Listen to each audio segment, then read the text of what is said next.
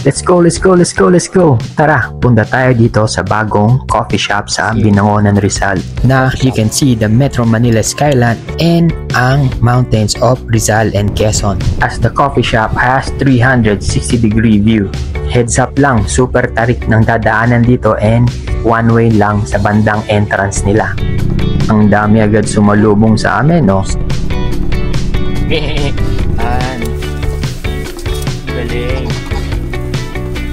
Ayun sila, oh.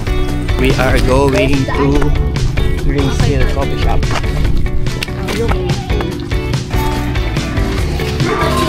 Okay, sir. Nice. Maganda yung interior nila. Maluwag, maliwalas, and aesthetic na gusto ng mga customer. Ang ganda ng view, oh. Kaliwat kanan yan, paikot. Meron sila ditong City on the Hill. Looks like it's gonna be a staycation spot.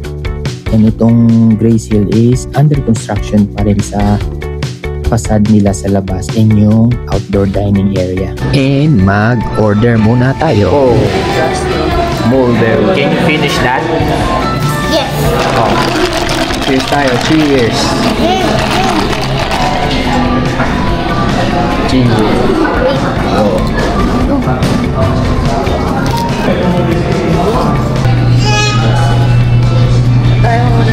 Chicken burger with potato with carrot cake. Chicken inasal. How's your food? You like that? Like that potato is. And here's the wing dog. Yan mukhang ito ang magiging signature photo spot ng coffee shop ng Grace Hill. Yan, oh, lumipad na kami ng... We're gonna climb here on top of the hill.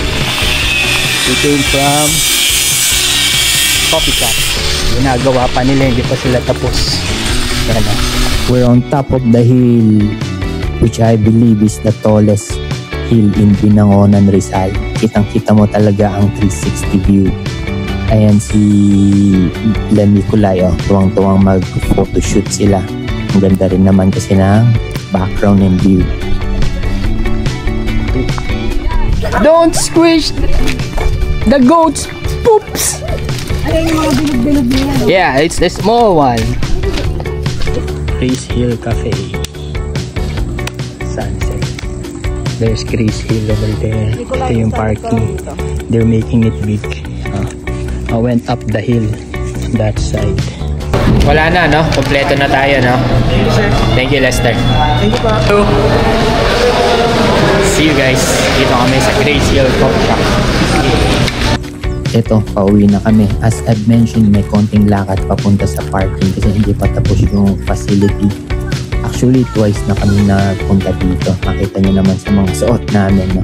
One is during lunchtime and one is late afternoon.